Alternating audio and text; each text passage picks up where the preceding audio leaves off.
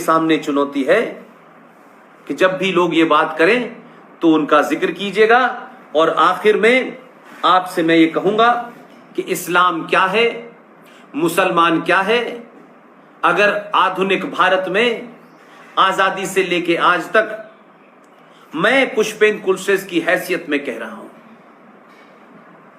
अगर कोई एक ईमानदार आदमी था जिसमें उस वक्त भी झूठ बोलने की उसने कोशिश नहीं की, और वो क्या था वो अपनी किताबों में लिख के चला गया कि आने वाली पीढ़ियां अगर मेरे बारे में भ्रम भी फैलाया गया हो, जो सत्ता में उस वक्त दलाल बैठे थे जिसका उस शख्स ने बिना किसी लाग लपेट के विरोध किया, सत्ता में भागीदार बनने के लिए ना तो अंग्रेजों से हाथ मिलाया,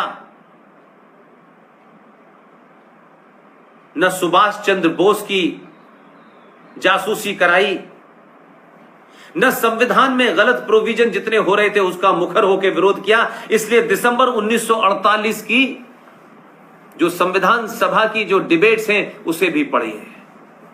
उसी ने लिखा मुसलमानों के बारे में कि मुसलमान देश से ज्यादा अपने मजहब का वफादार होता है। इस्लाम एक ऐसा धर्म है, मजहब है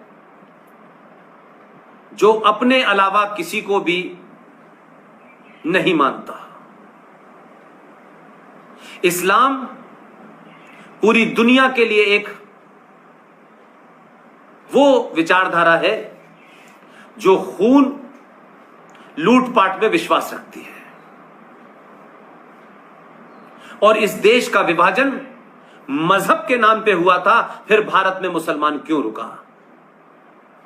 उन्होंने गांधी के बारे में साफ कहा है कि मैं इस आदमी को कोई महान वहान नहीं मानता, मैं उसको महात्मा नहीं मानता। उस आदमी का नाम है बाबा साहब भीमराव अंबेडकर।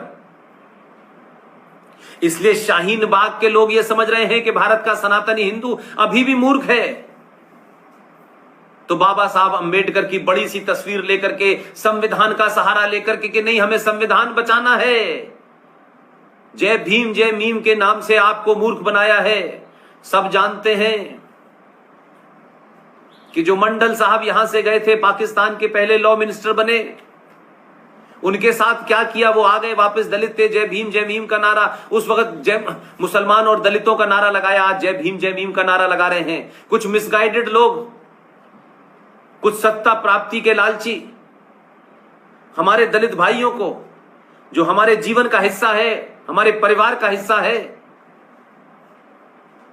इस भ्रम और इस झूठ में उन्हें बेवकूफ बना रहे हैं कि मुसलमान तो सदियों से आपके साथ थे। तो मेरा सवाल यह है कि इस देश में 700 साल मुसलमानों का रूल रहा और 250 साल के आसपास अंग्रेज रहे। भाई 700 साल और 250 साल को मिला दे तो कोई कुल मिलाकर के 1000 साल की फिगर बनती है। इस 1000 साल में ना तो ब्राह्मण सत्ता में था, न ठाकुर सत्ता में था, न कायस सत्ता में था, न बनिया सत्ता में था। तो भाई फिर सत्ता में रहने वाले जो मुसलमान थे उन्होंने ऐसा क्या किया 1000 साल में कि दलित ही रहा? तो ये जो कहा जाता है कि दलितों पे अत्याचार, तो दलितों पे अत्याचार की कहानी आप कई हजार साल पुरानी बताते हैं, लेकिन भाई 1000 साल तक तो किसी हिंदू का राज नहीं रहा। बड़े वो लोग जो दलितों से आज सुबह शाम नारे लगाते हैं, दलितों को मिलाते हैं, कुछ मिसगाइडेड, मैंने जैसे कहा, कुछ जैसे मिसगाइडेड लोग इस समय कोई एक अलग राष्ट्र बनाने की पंजाब में मुहिम चलाए हुए हैं, वैंकूवर में चलाए हुए हैं, कनाडा में चलाए हुए हैं, एक मुहिम चल रही है, गुरुद्वारों में चलाए हुए हैं। इसी तरीके से बहुत सारे दलितों में भी नए नए लीडर खड़े हो गए, नाम नहीं लेना चाहता मैं उनके, और बाबा साहब अंबेडकर के नाम किस आगे क्या क्या कर रहे हैं। उन सब लोगों को एक किताब है बाबा साहब भीमराव अंबेडकर की, इस किताब का नाम है पाकिस्तान और पार्टीशन ऑफ इंडिया। ये हिंदी में भी है, ये इंग्लिश में भी है। आप इसके पेज नंबर 123 से लेके 124 125 को पढ़िए और इसमें और सारे पेज हैं, आप उसके पेज नंबर 268 को पढ़िए, 269 को पढ़िए, 295 को पढ़िए, 296 को पढ़िए, 294 को पढ़िए, 299 को पढ़िए, 332 को पढ़िए, 334 को पढ़िए। ये सारी बातें इस्लाम और मुसलमान के बारे में मैं नहीं कह रहा हूं, कॉमा फुल स्टॉप भी मेरा नहीं है। मैंने तो अभी सिर्फ इंट्रोडक्शन दिया है। इस किताब में बाबा साहब भीमराव अंबेडकर इस्लाम और मुसलमानों के बारे में जो साफ साफ लिख के गए हैं, जिसे आज पूरी दुनिया देख पा रही है, क्योंकि बाबा साहब भीमराव अंबेडकर को सत्ता पे बैठने की जल्दी नहीं थी, उन्हें नॉमिनेट नहीं होना था। उस सत्ता के माध्यम से जिस ईसाई सत्ता ने सुभाष चंद्र बोस को समाप्त करने के लिए नेहरू जी का हाथ मिला लिया था, उन्हें महात्मा नहीं बनना था। उन्होंने जो पाखंड किया है नॉन वायलेंस का, उन्हें वो नहीं बनना था। इसलिए अंबेडकर ने खरे खरे शब्दों में वो बात कही है। आज उनके जाने के इतने सालों बाद B.R. अंबेडकर का एक एक शब्द पूरी दुनिया और भारत के सामने साफ हो रहा है, दूध का दूध पानी की तरह।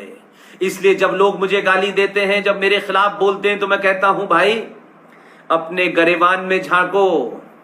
वो कमजोर जो पिछड़ गया है, जिसको 700 साल मुसलमानों की सत्ता ने और अंग्रेजों की सत्ता ने दलितों को दूर करने, कमजोर करने का काम किया है और उसे ब्राह्मण के और ठाकुर के सर पे मढ़ दिया है कि उनकी वजह से दलितों की आज ये स्थिति है, तो ये झूठ तुम आजाद भारत में बार डोली के युवा और जागरूक छात्रों के सामने, अलवर में युवा छात्रों की नेतृत्व करने वाली लता भोजवानी और हैदराबाद से लेकर के लखनऊ में जहां जहां अखिल भारतीय विद्यार्थी परिषद के कार्यकर्ता मुझसे जुड़े हुए हैं, वो और उनके अलावा तमाम वो छात्र जो किसी विचारधारा से नहीं जुड़े हुए, उन तमाम लोगों को इस धरती से जाने से पहले इतनी बार बताऊंगा, इतनी बार चिल्लाऊंगा कि उस झूठ को कोई जय भीम की राजनीति करने वाले लोग मिसगाइड ना कर सकें। वो मक्कार मुसलमान जो पाकिस्तान बनवाने के बाद यहां नहीं गए और सबके सब उसके बाद से कांग्रेस में शामिल हो गए, और कांग्रेस में शामिल होने के बाद उन्होंने अपने मंसूबे को जारी रखा और मात्र 70-75 साल में भारत को फिर उस मुहाने पे खड़ा कर दिया है कि आज महामारी के इस दौर में कहीं तबलीगी जमात के नाम से, कहीं जमात इस्लामी के नाम से, कहीं जमीयत उलेमाए हिंद के नाम से, कहीं बरेलवी के नाम से, कहीं सूफी के नाम से, कहीं कव्वाली के नाम से, कहीं गजलों के नाम से भारत के युवा हिंदू को मूर्ख बना करके अब दोबारा 1946 या 47 किसी ने दोहराने की कोशिश की।